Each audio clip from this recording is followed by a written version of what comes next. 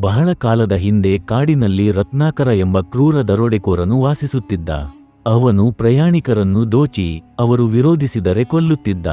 ಅವನ ಸಂಪೂರ್ಣ ಕುಟುಂಬವು ಅವನು ದೋಚಿ ತಂದ ಹಣದ ಮೇಲೆಯೇ ಬದುಕುತ್ತಿತ್ತು. ಒಂದು ದಿನ ರತ್ನಾಕರನು ನಾರದ ಮುನಿಯನ್ನು ದೋಚಲು ಯತ್ನಿಸಿದ. ಆದರೆ ನಾರದರು ಭಯಪಡುವುದೇ ಇಲ್ಲ. ಶಾಂತವಾಗಿ ಕೇಳಿದರು, ನೀನು ಈ ಪಾಪಕರ್ಮವನ್ನು ಏಕೆ ಮಾಡುತ್ತೀಯಾ?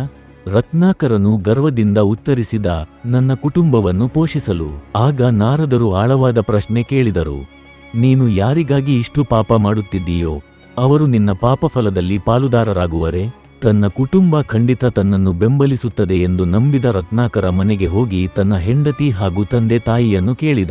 ಎಲ್ಲರೂ ಒಂದೇ ಉತ್ತರ ನೀಡಿದರು, ನಮ್ಮನ್ನು ಪೋಷಿಸುವುದು ನಿನ್ನ ಕರ್ತವ್ಯ.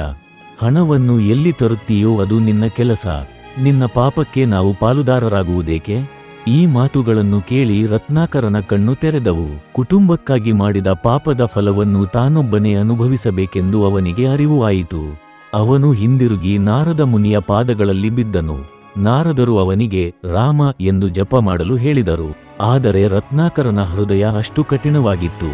ಅವನ ಬಾಯಿಂದ ರಾಮ ಎಂಬ ಪದ ಹೊರಬರಲಿಲ್ಲ. ಆಗ ನಾರದರು ಅವನಿಗೆ ಮರ ಅರ್ಥ ಮರಣ ಎಂದು ಜಪಿಸಲು ಹೇಳಿದರು. ಅವನು ನಿರಂತರವಾಗಿ ಮರ ಎಂದು ಜಪಿಸುತ್ತಾ ಇದ್ದಾಗ ಅದು ಸ್ವಯಂ ರಾಮ ಆಗಿ ಮಾರ್ಪಟ್ಟಿತು. ರತ್ನಾಕರನು ಅದೇ ಸ್ಥಳದಲ್ಲಿ ಕುಳಿತು ವರ್ಷಗಳ ಕಾಲ ತಪಸ್ಸು ಮಾಡಿದ. ಅವನ ದೇಹದ ಸುತ್ತಲೂ ಹುಳುಗಳು ಗೂಡು ಕಟ್ಟಿದವು. ಆ ಗೂಡನ್ನು ಸಂಸ್ಕೃತದಲ್ಲಿ ವಾಲ್ಮೀಕ ಎಂದು ಕರೆಯುತ್ತಾರೆ. ತಪಸ್ಸಿನಿಂದ ಎದ್ದಾಗ ಆ ವಾಲ್ಮೀಕದಿಂದ ಹೊರಬಂದ ಕಾರಣ ಅವನಿಗೆ ವಾಲ್ಮೀಕಿ ಎಂಬ ಹೆಸರು ದೊರಕಿತು. ಬ್ರಹ್ಮದೇವರ ಆಶೀರ್ವಾದದಿಂದ ಅವನು ಸಂಸ್ಕೃತದ ಮೊದಲ ಮಹಾಕಾವ್ಯವಾದ ರಾಮಾಯಣವನ್ನು ರಚಿಸಿದ.